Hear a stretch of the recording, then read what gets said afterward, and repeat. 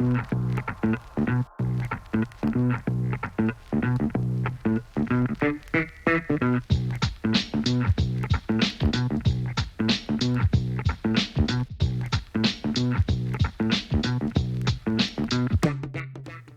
welcome to the Wired and Rewired podcast, a show about The Wire.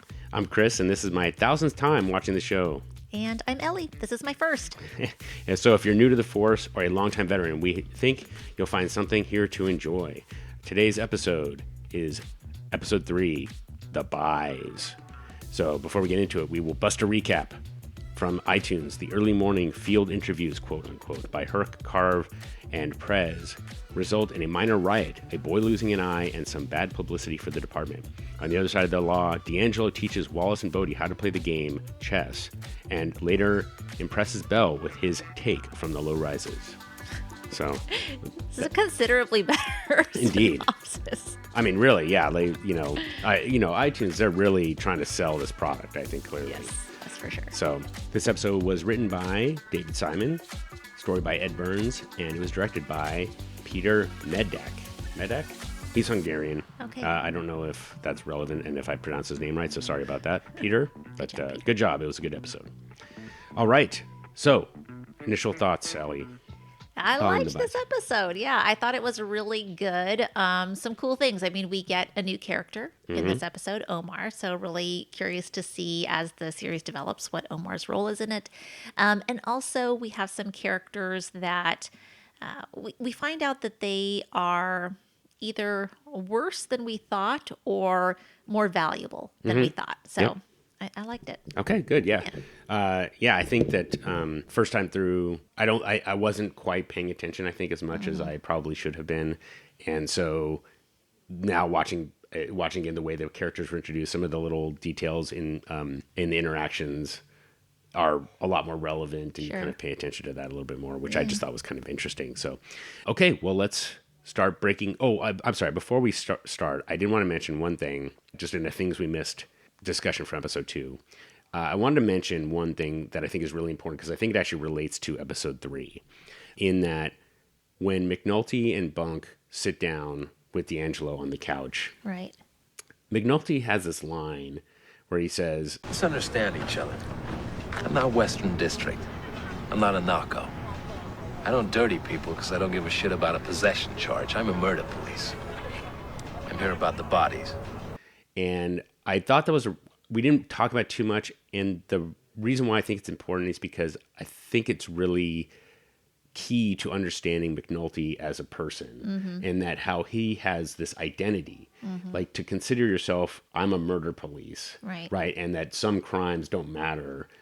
It's very interesting to me to see that kind of persona be portrayed and to have it stated in such a way, because when you watch McNulty kind of go through why he has this obsession with Stringer Bell and the Barksdale crew, it's because they have killed people and he wants to, enforce the law about this particular, about murder. So it's just an interesting component. And I just felt like it was important to mention that because it's such a rich line, and we just kind of skipped over it. And even though we love that scene, or we talked quite a bit about it, I missed it. Yeah, actually, now that you bring that up, that has a big thing to do with the first scene that I want to discuss in this episode. Let's do it. Okay, so that is a segue. I'm sorry. No, you did it. True, you segued it in the most... Well, a true professional genuine would not call out the segue, but okay, nevertheless. Okay, let's go. It's good. Okay, so I want to talk about the first scene where the boys in the projects, they're really judging the customers. Like, oh, you fiends, and they're yelling at him and telling him to leave him alone. It's 9:00. I can't believe you already want your dope. You want your heroin. And D'Angelo tells them to stop doing that, to stop judging them. And the one thing that he says is that there has to be a better way to do this drug trade, basically, that doesn't involve killing people. Because he says, like, they don't care that, Black people are getting high down in the projects. They don't care about that. What they care about is the murder, Right. which is exactly what McNulty has a problem with. Exactly. Right. So like even D'Angelo knows the same thing basically that McNulty is saying, or at least he's taken away that message maybe from their meetings. Just like, they don't care that we're getting high down here.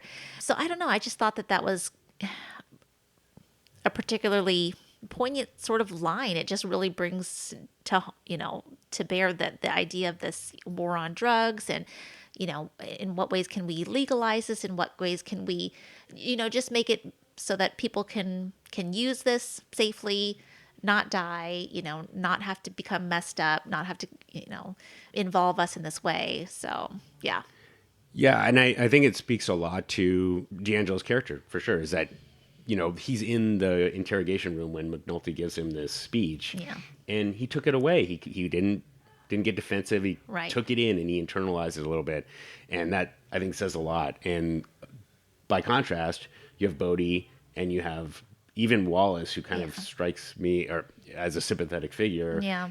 Even they're like, hey, the customer B fucked up. Like they just kind of see the customer as a person that doesn't deserve any kind of respect at all. And exactly. D'Angelo, they don't internalize it at all. They don't, and they don't see their role in, making that happen. They don't see themselves as having anything in common with that person. So, I don't know. It's stark. Yeah, for sure. Yeah. And but I like that they connected the episode 2 with this introduction. Yeah, and I wouldn't have remembered that if you had not pointed that out, that McNulty said that. So, okay. Good job. Well, all right. Okay, so let's see here. That was that scene, which it's showing this deeper side of D'Angelo, which I do like. I want to say he's a bad guy, but I'm seeing more and more he's not a bad guy. And then we get into the scene where Daniels is with all of are they majors? He's a lieutenant. They're all majors. Yep. Yeah. And they are debriefing the whole situation from the previous night and the riot that happened. And, they're basically like, hey, why did they go down there in the middle of the night? What kind of intel were they trying to get? 2 or 3 o'clock in the morning. Did you authorize that? And I like Daniel's line. He says, I tell you, yes, I screwed up. I tell you, no, I put my men in the jackpot. And then eventually he says, I screwed up. What happened out there? Did you know they were in the high rises without backup? I tell you yes, I screwed up. I tell you no, I'm putting my men in the jackpot. Do you still want me to answer?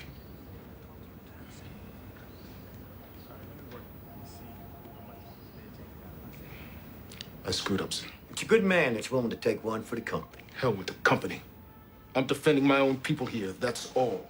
And he gets applauded, basically. That he doesn't just get applauded, he gets rewarded, really. And Valchek is like, hey, I really appreciate what you did with this kid Przebylewski. I hate Przebylewski. Get Przebylewski out of there. But it's because he is hanging on to Przebylewski and taking the fall for what happened that he now has suction. Mm-hmm. So in Daniel's words, he's got a tit to suck on. He does. Sorry, I had to say it like that. But I'm kind of happy for Daniels because now I can see that he's going to get the resources that he needs to do something with this case. On the other hand, he had to cover up for Przebylewski and Herc and Carver, who I'm just, it's just most unsympathetic characters ever so far. Yep. Yeah, and I think there's an interesting component about what you said in that there's a pause when he says, what do you want me to say? And he says, I screwed up. And immediately, without even a follow-up, anything like that, Valchek is on it. That's a company man right there. He's just like, they're just waiting. Which answer is he going to give? And I have my canned response as soon as he says it, which I just think it's so, I'm sure that is how it goes, but it's so disappointing that instead of saying you screwed up, like, what are you going to do differently? How are you going to approach it? They don't care. They're just like, what is the political ramification that we're going to get through? So, and then, sorry, anything about that scene that you want to mention? Because there are a couple of details I want to no, keep going. So, so we learn of Presbelusi's Presbelusi.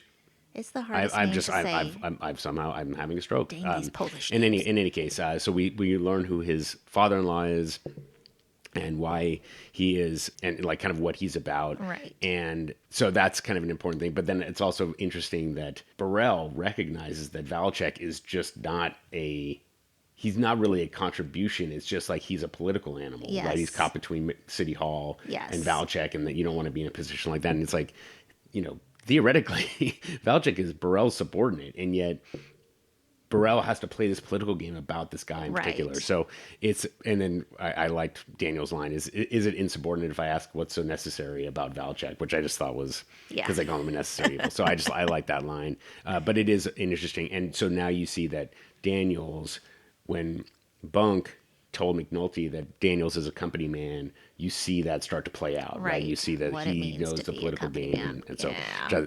and it sort of kind of bears that out a little bit Yeah. more. So there's a lot of Yeah, because Daniels is lining himself up to be major also, right? Like he is in the running, we know, Yep. or being considered. Yeah. Yeah, and so this episode, as much as anything, now the characters are really starting to get fleshed out a little bit more. Like Yeah. we've gotten introduced, and now we get to see them sort of work their personalities and who they are. So Yep. yeah. All right, what do you got next? Okay. Oh, I want to talk about the chess tutorial. Let's do it. Yeah, I love that scene. So we get into the terrace. They're talking about the drugs are really weak, and this is problematic because people are complaining about it. They are let's see, who is it? Wallace and Bodie, I think, are playing chess. Yeah.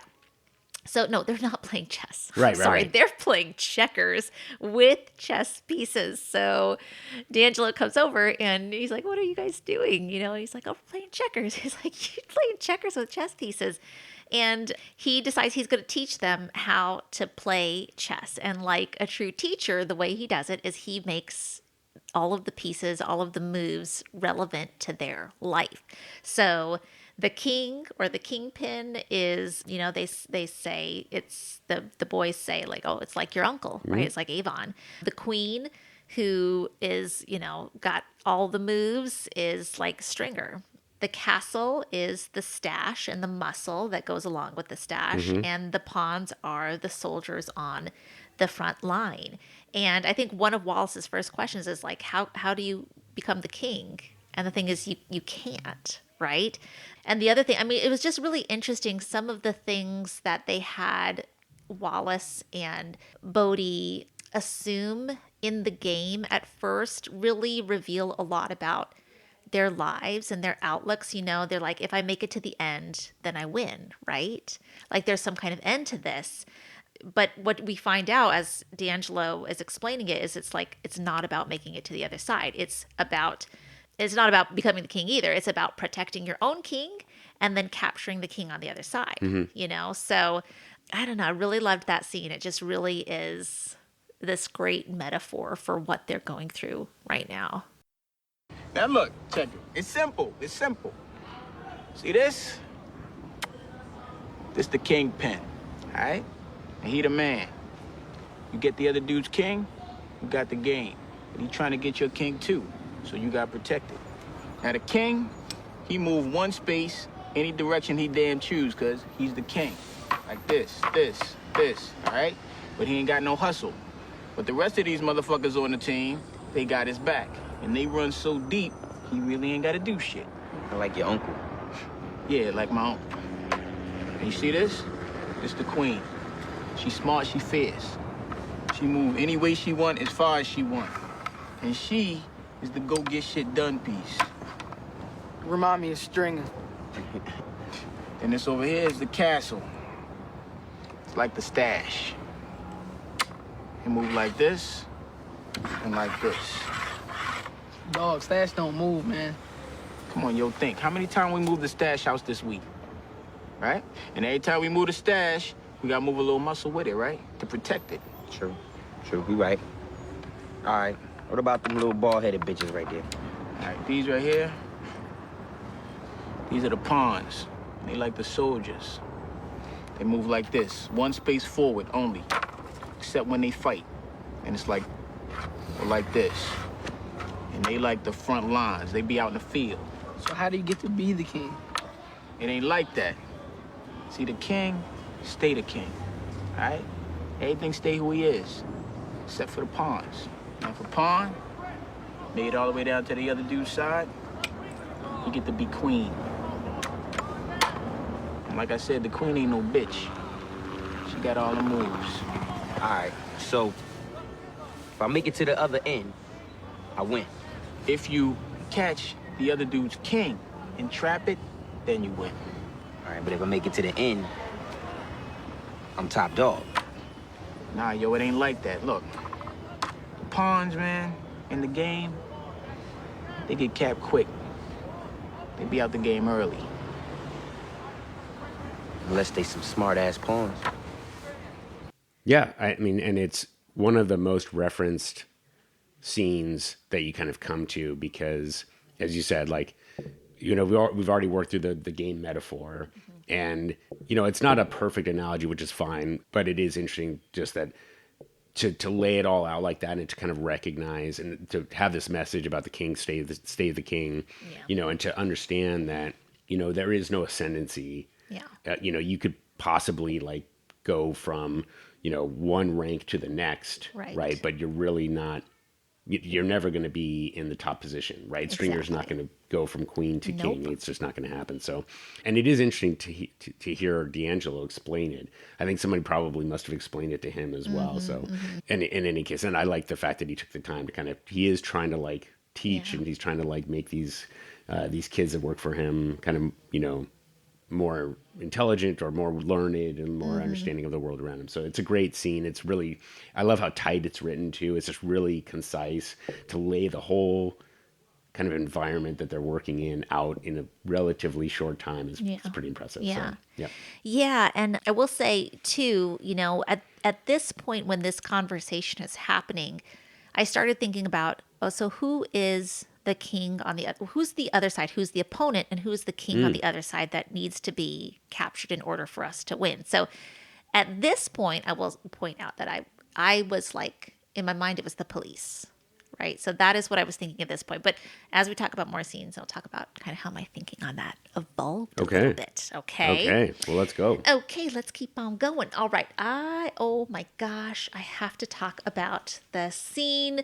where they, McNulty and Greggs and Bubs are down in the dungeon basement. Okay. And McNulty and Greggs are getting to know each other better, and they're talking about their families and their lives, and they're really getting along. They are really the two leaders in this team. And McNulty, this is when McNulty finds out that Greggs is a lesbian. And it was just a really interesting conversation. First of all, I love how Bubs like reveals that. Like, you barking up the wrong P word, I think is what he says. That is. Yes. And, you know, I love Bubs so much. I'm going to just love on Bubs some more later in this episode. So it was interesting to me that McNulty, you know, he says like, well, it makes sense because, you know, you're a good cop. And the only other good female cop I ever worked with was a lesbian too.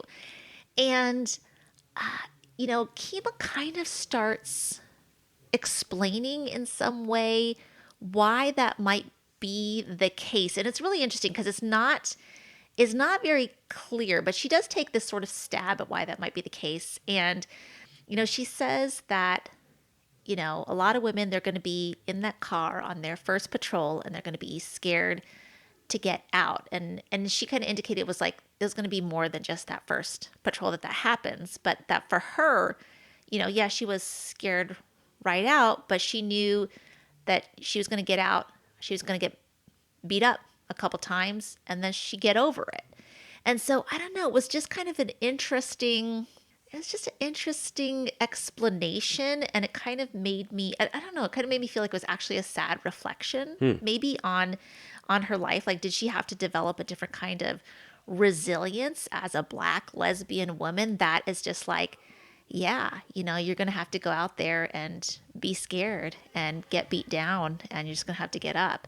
You know, that was something that she experienced. Maybe other women, you know, who are lesbian cops have to experience too, that maybe women haven't, you know, straight women have not.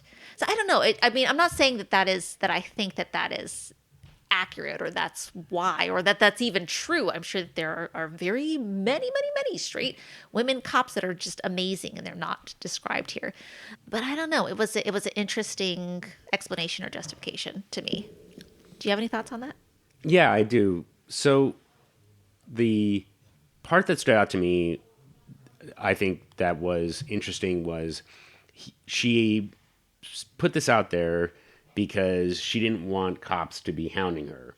So right. I thought that was a really interesting characteristic or component of it because basically, unless there's no, the sad truth is that unless you somehow like have a reason that you're not interested in a male cop, then, you know, and the reason being that you're not attracted to men, then otherwise there's no legitimate excuse, which I thought was kind of interesting. You're just going to have to be sexually harassed by everybody, unless you like women, then we'll leave it alone. Right, exactly. So that, and I'm sure that is true.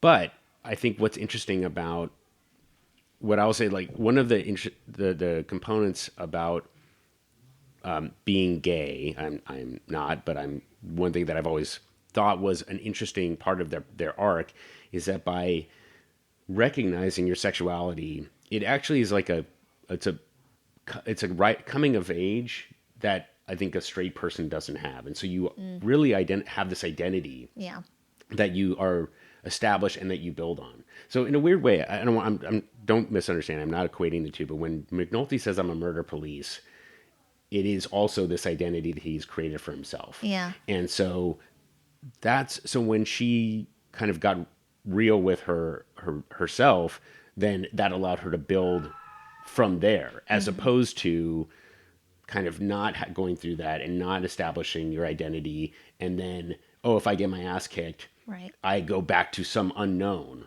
right? So you put up this front and then you go get your ass kicked and now you have to kind of start over. Yeah. Whereas she's starting from this identity that she's established for herself. Yeah. I don't know if that actually makes any sense, but that's always how I've kind of looked at it. It was when a gay person comes out, that is their square one. Like no matter what happens, nothing, they don't go below that, right? And so, or at least I don't want to ignore the fact that there's all kinds of bigotry and all that in the world, but nevertheless, like ideally. So the point is that I feel like that's why that's kind of how I equate the two things. Is she established like this identity for herself, and that allowed her to become this better.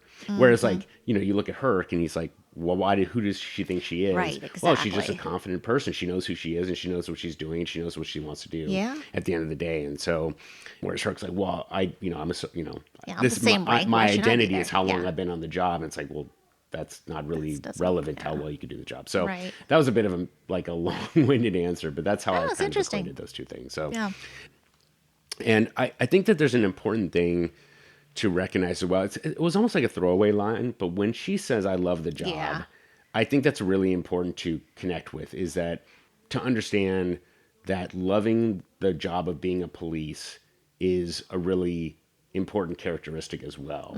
It's not just enough. It's not just a job. This is kind of also part of her identity. Oh, so absolutely. I think that's kind of the other component to it. Yeah, that's true. I did love that line. She's just like, I don't know, I just love this job. And it's like a conversation under there because that's the truth. That's the truth for both of them. Right. Yeah, you don't feel like you get that same kind of love from Herc or Carver. It's like, do they love the job? No, they like beating people up. Yeah. Like that's what they like about the job. It's not about doing the job. I did want to mention before we move off this scene has in my opinion, one of the funniest lines in the entire series. When McNulty says, "Hey, Bubs, how come you got all this wisdom? Your life's so fucking hard." I've been wondering on that myself. The way that the whole conversation, absolutely brilliant, hysterical. Also, of course, I love, that, as you said, Bubs figures out that McNulty was fucking around on his wife. Yes. And Kima gives him this look, and I'm just saying, and and he's right. He's like, and he's absolutely right. And so it's because I have got to get more. I don't know when we're going to get more backstory on Bubs, but I really need it. I feel like he must have been like a professor of anthropology at Harvard or something in a former life. He's just so insightful and just and so clever. I'm sorry. I just keep on going on about how much I love his character. Yep. I do, but yeah, it's great. Which actually, I guess that's going to lead me to my next scene that I want to talk about. Sidner getting all dressed up to head to the projects, thinking he looks totally great, like he's nailed his outfit with his holy T-shirt and his dirty sneakers, and Bubs is just like, oh no, you have not even come close. He's like, you need more stains, more dirt. He points out that he's still wearing his wedding ring. Right, like, that part. No, you married to the Neagle boy. Yeah. I loved that. And then looks at the bottom of his shoes even, which I just, again, really super clever. No cracked vials stuck into the soles of your shoes. So I love that scene. It's just, these guys, they think that they know what they're doing. They think that they know, what the life is like on the streets. And they really need this insider, this addict to tell them, no, you don't know what you're talking about yet. Let me help you out with this. Yeah, and it's, I think, interesting to mention as well that Sidner is kind of, I like that line, did he hurt your feelings? And he's a little bit. But the interesting thing about that is they think that this is how I can look like an addict, and they're not anywhere close to actually like experiencing it. Yes. Which is, again, almost like a comparison to that intro scene is you see the customers on the street and you don't have any empathy for them at all. And I'm not saying that's what Sidner's doing here, but it's, you don't understand the day-to-day life and all that, which I just, is obviously quite interesting as a police officer. So. Yeah, for sure. Yeah, I loved that whole part there where Bubs is basically schooling them on the outfit. But Sidner does his thing. He goes down there and they don't get any good intel really from it, right? Like they just end up, they have a really tight operation and they can't figure out anybody that's involved beyond just the young runners basically that they have down there. Mm-hmm. So, it's unfortunate. Oh, and this though is where, when did we meet Omar? Did we meet Omar here? No, we met him earlier. That's right. We met him earlier, but here is where Omar and two guys, they're in a van or something, and now Omar knows that the police are watching these guys too. Right. Which is really interesting because you don't really know how that's going to play out. So, I mean, that's kind of, I don't know, that's something for a little bit later. So that was really, really interesting. And, then we get into this point where Daniels is basically told, like, well, what you got with Sidner down there is enough. So, piece some things together, get some warrants, and let's go. Yep. Yeah. Yeah, and it's frustrating because, as you know, right, like it's almost like what they were talking about at the very beginning, right? Shit rolls downhill. So Daniels tells him, hey, we did some hand-to-hands. Okay, we'll write up the warrants. Like, wait, that doesn't make any sense. And you can tell that Daniels himself is frustrated. He doesn't want to do that. Yeah, he knows it's not going to work. But Burrell clearly thinks that that's going to be enough to get the judge off of his case so that he can break up the unit and have them all go back to doing their kind of regular jobs. Right. So it's just clearly like Burrell, it's almost like, and Kima asked the question, is the deputy stupid? And I don't think it is. He's just looking at it as like, my manpower is better served when in their regular jobs, which I think is kind of ironic in that it's probably almost certainly not. Right. Like by closing down the unit, he's almost certainly going to do worse. But nevertheless, like that's how he's thinking about it. No one has the ability to tell him otherwise. So exactly. So that it was unfortunate, of course, that they then go in to do the raids and they're forced to do it. Yeah, and so they go and do this raid and they get nothing. Right. They get nothing. They oh my gosh, yeah. So let's talk about that too. Who is it? Is it Mahone gets punched by Bodie. Mm-hmm. Yeah, so Bodie sucker punches Mahone, and the police brutality at this point is just so unsettling. They just start beating the shit out of him, and then you think, Kima sees what happens and she starts running over. And I'm thinking she's going to go over there and stop them and tell them, leave him alone. Don't do that. And she gets in there and she starts kicking him and beating the shit out of him too. And, you just think, oh, she's part of the fraternity. Right. And it's so disappointing. It's just, I had a hard time with that scene. Yeah, and it is a really interesting turn too, right? You see Carver is wailing on Bodhi with the nightstick, and you see Kima running over, thinking, "Oh, I don't want these boys to get my boys to get in trouble." And she's hold him down. Hold him down. And she starts punching him and kicking him, and you just pan out, and they're just going to town on Bodhi, and I just. It's so sad. Bodhi's the one that's in the chess game, he's like the one talking about how do you get to the other side? Or no, he's like, he knows he's a pawn and he's like, you gotta be a smart pawn or something like that. That's and exactly then this happens to him, and it's just, yeah, that's a rough one. Yep. That was a rough one. Yeah. I mean, there's not much to it, other than that. I think that the conversation between Weebay and we skipped over a couple, which we'll rewind a little bit, but Weebay dressing the conversation down. exactly, and which is an interesting component too, right? Because you hear Weebay saying, "You've got the pig, you've got to be there for him," and I'm a little surprised that never came up. Like, how do you know what your responsibility as the man in the low rises to not be there? Like, it shouldn't have ever been a question. So it's kind of interesting that and so here comes Weebay and he's got a school and so on and so forth. So anyway, so that although wasn't Stinkum there outside the door? And I thought Stinkum was one of the guys that's always around Avon. He is, yeah, and he's muscle, yeah, and so that was kind of D'Angelo's. I think the conversation we didn't hear is D'Angelo's there saying, well, Stinkum was there. Why do I have to be there? Exactly. And Weebay saying, no, you have to be there for Stinkum. You are supposed to be there as to be able to manage. And I kind of look at it as Stinkum can't be sort of overseeing the handoff of the package or the re-up and be muscle, right? And so because D'Angelo wasn't there, that's what led to Stinkum being able to get. But Chris, sometimes people need to go get food to eat. Okay. Sometimes you got to go get yourself a fish sandwich or whatever it was. Lake trout. Were getting lake trout, po' boy, or whatever. Yep. And they need to I don't know, unionize, get themselves some lunch break or something. Sure. I hear you, but I think that D'Angelo's got to take that up with management. But in any case, but yeah, other than that, the raid, it is, it's just an interesting part of it is that we learned a little bit more about Bodhi, about how he's a bit of a hothead. Yeah. And, because what did he think was going to happen? I don't know. So.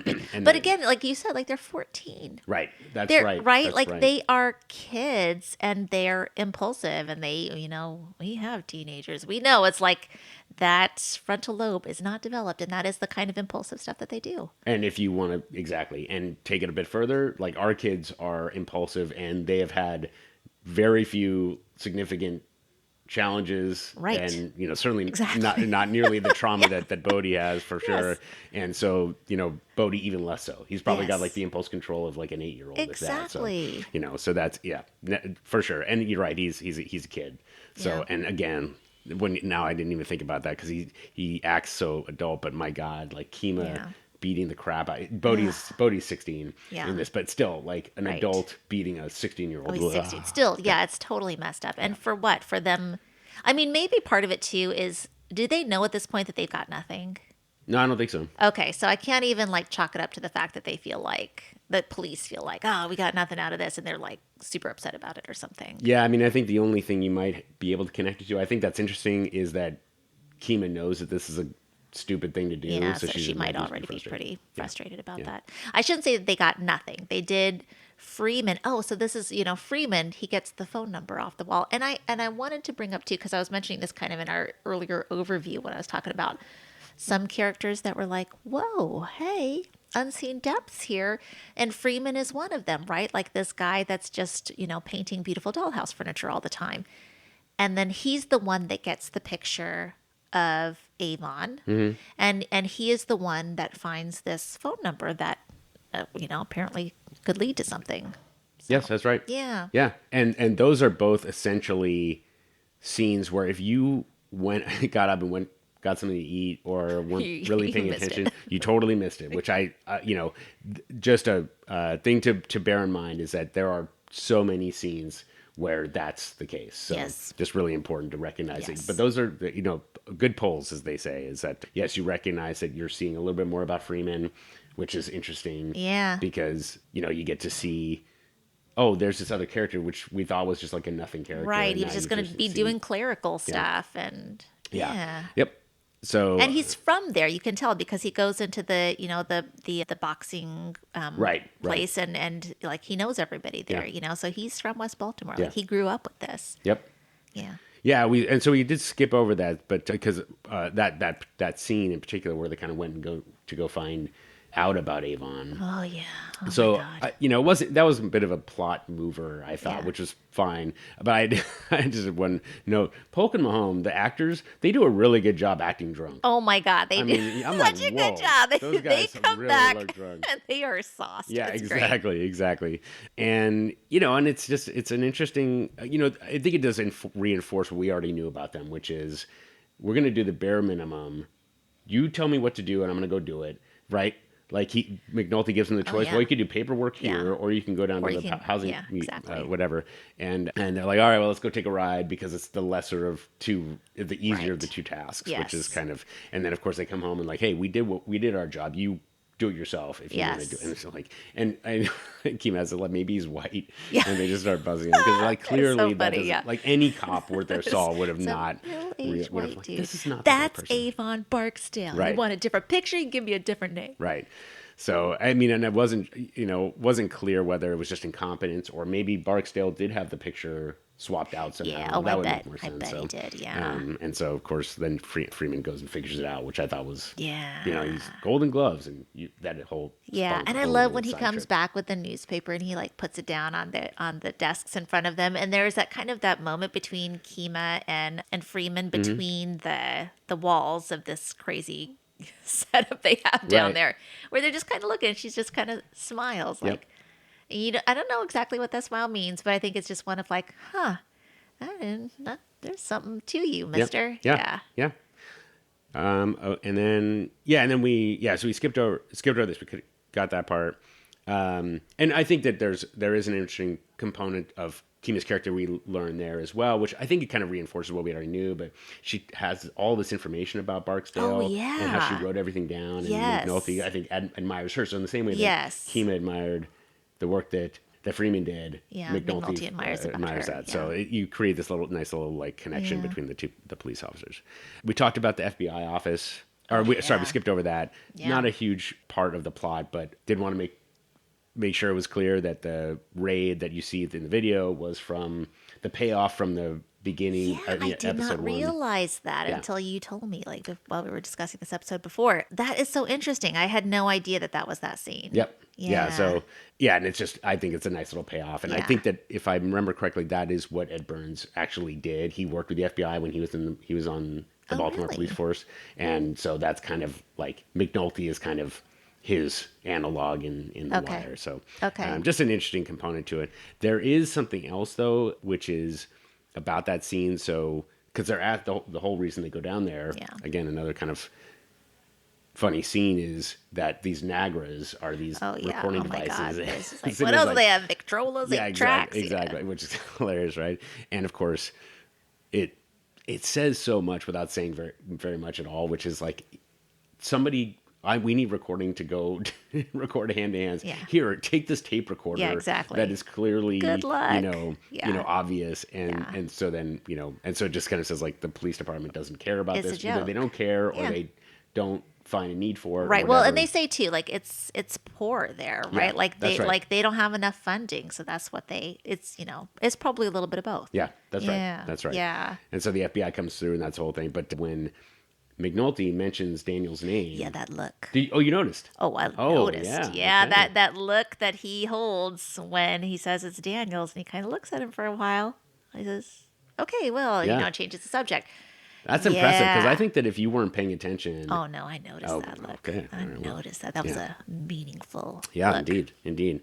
So, he looks at Kima and holds that for a second, and then he goes on. So, All right. So so let's go back to yours. So any other scenes? Because that after the raid that you wanted to talk about? No, I mean, just, we then come back to, I don't remember the FBI dude's name. Fitzhugh. Okay, Fitzhugh, yeah. Where McNulty and Fitzhugh meet up, and he tells him that, like, it sounds like Daniels is dirty, which, Yeah. I was not happy to hear that. Yep. Yeah, and so... I was afraid that's what I was going to hear. Yeah, and that, unfortunately, like, that's all the details we have at this point. So you just kind of walk away from it. But I think it's interesting to connect it back to episode 2. You cannot lose if you do not play. Right. Like, even though he might have, like, whatever the nature of the dirt is, Yeah. he's compromised. Yeah. So he's no longer the shiny example, Yeah. unfortunately. So that's kind of it's just an interesting connection to what we had talked about before. So the last thing, the detail about that is the song playing on the radio is called "The Hunter Gets Captured by the Game" by the Marvelettes, which I just thought was kind of an interesting detail that they threw in there, which, because he is the hunter and he gets captured by the game. So, depending on what the dirt is. So I did want to, so let's rewind just a little bit. Wanted to mention a couple of scenes that we skipped over a little bit. So you talked about our introduction to Omar at the tester scene. Yeah, right? that's right. Yes, when they're lining them up to give them these testers. Right. So my first question to you is, as someone who has watched this so many times, and when you first see Omar, did you how did you respond to, who's this guy? Yeah. That's exactly what I was like, who is this guy? Okay. What's going on right now? I mean, I could tell that he was not a dope fiend, as they would say, right?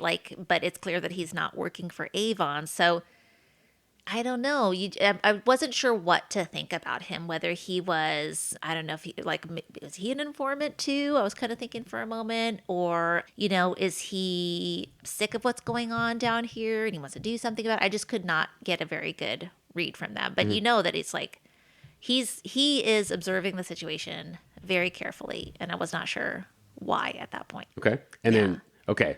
Did it put you off at all, or you're just like, oh, you were curious about? I was curious. Yeah. I mean, it did seem initially like a weird place to introduce a new character, because now like the plan is kind of getting underway, and to throw another character in amidst that seemed strange to me. Yeah. Yeah. I think that's right. I mean, because how many characters are already dealing with? Like 15, 20? Oh my gosh, I know. I told you I had to make a chart to right. keep track of everybody. And so then we'll have to put that on our Instagram when we get that up and running.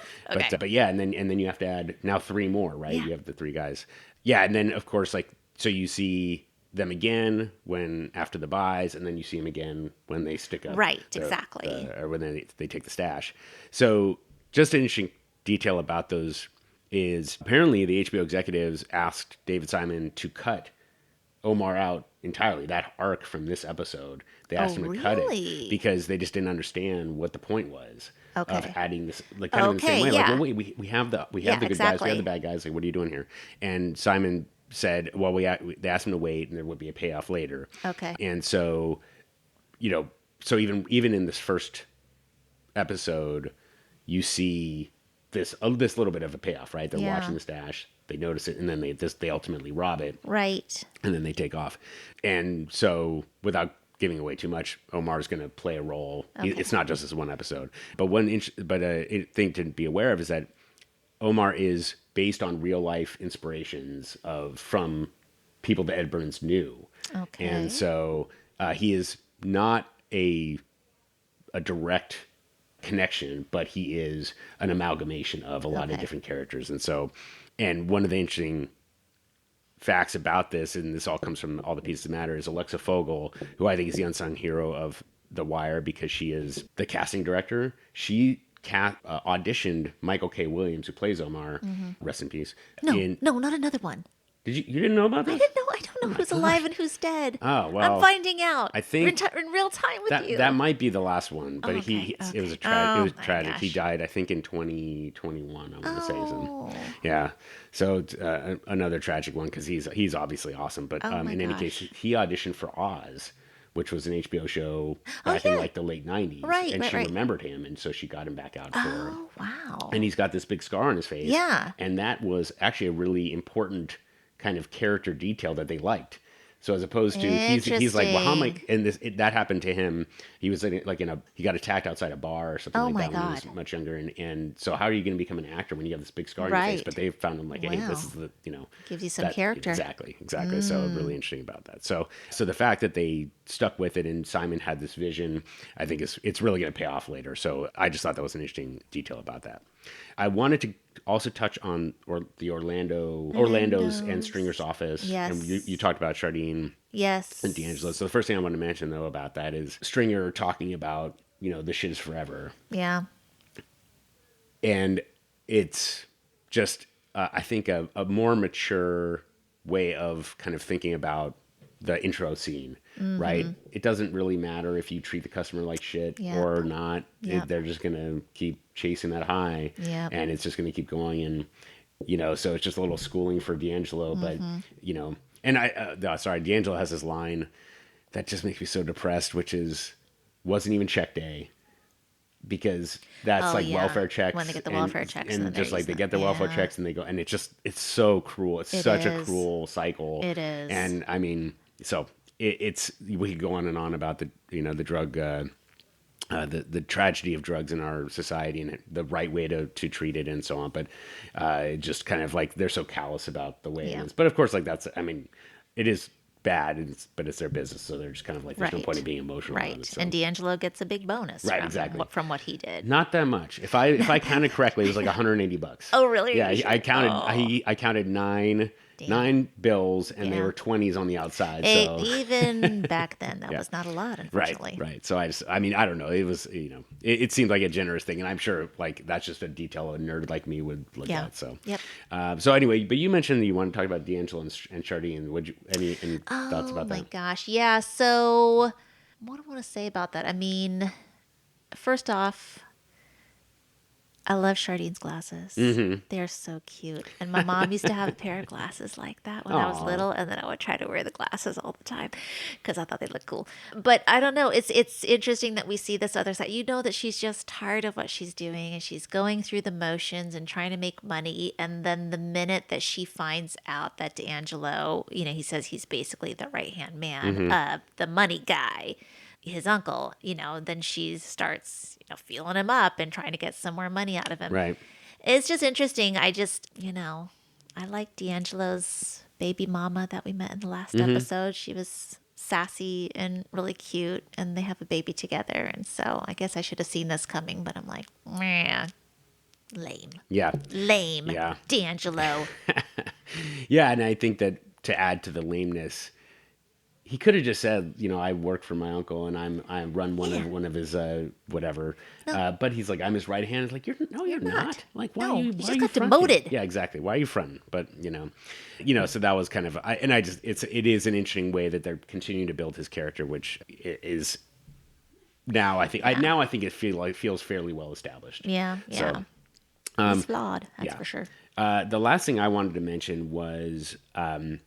So the scene between Rhonda Perlman and McNulty. That's what I'm calling the boom boom scene. The boom boom scene. So, again, well, what's interesting, they're kind of two interesting components, but McNulty, so you learn kind of backwards that McNulty and Perlman used to hook up. Yep, now we know. And he comes over, but he's motivated about how do I clone a beeper? Yes. Right? And so he doesn't care about the sex part. He's just like, I want to do my job. Yep. And then, so Perlman, she does this arc. And so now but before I get, let me just cover a couple of like funny details about this.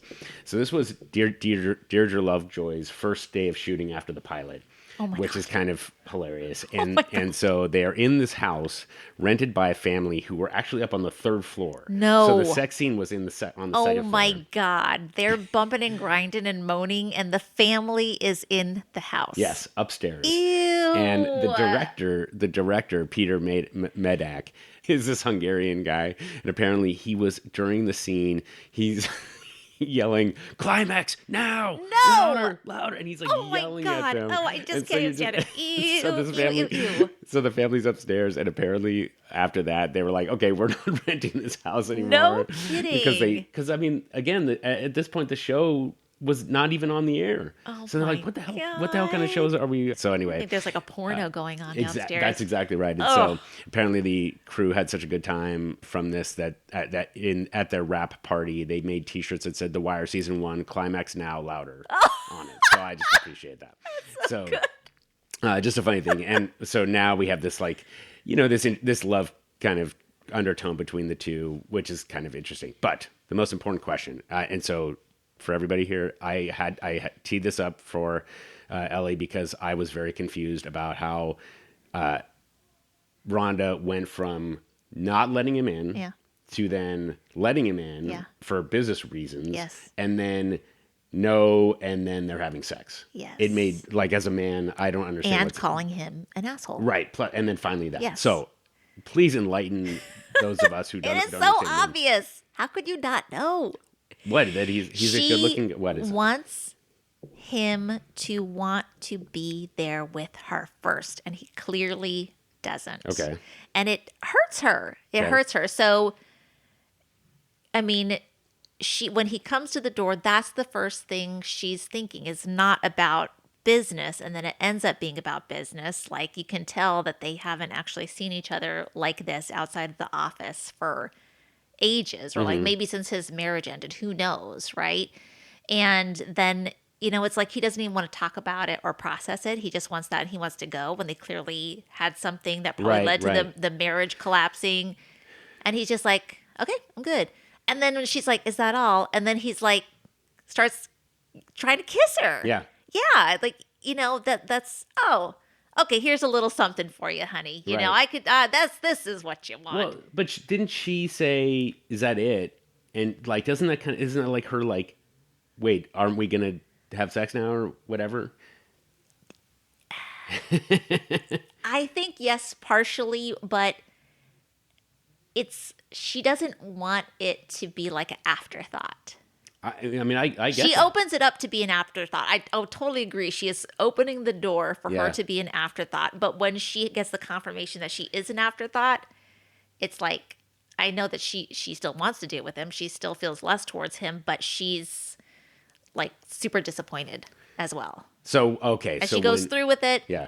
And then, and then she knows the whole time that they're doing it, that he's just like there for, a good time, and not because he feels really anything emotional towards her. And then she just has, I think, the regret after the climax, just like the post-nut clarity. here as we they go. call it. Yeah. What did I do? Yeah. And that's when he's an asshole. That's right. Okay. Yep. All right. That's what that is. I still don't understand it, but that's fine. That's cool. I mean, we know you guys do. I mean, there. yeah. It's, as someone who's trying to understand women for a long time, it didn't help me at all. But it's whatever. That's fine. Okay, I think that covers everything that I Oh wanted my to god! talk I just about. take a sip of water. I almost spit my water out. One thing I did want to mention: killer cameo. I loved the actor that played the dope fiend at the very beginning. The guy was like, "You got any testers, man?" Oh yeah. I don't know his name, but I just thought, what an intro, right? That's true. He just totally sells it to me. Stumbling in there. And, he's got to go up against these other actors in the scene and just, get yelled at. And I just really like the way he sold it. So Nice job. But otherwise, that covers the episode. So we talked a lot about, like, the depression and the raid. Is there anything else about the episode about how well you feel like it held up? Like it still feels very much like For me, it still feels like it holds up. It Yeah. really, I mean, we're not cloning any pagers these days, that's for sure.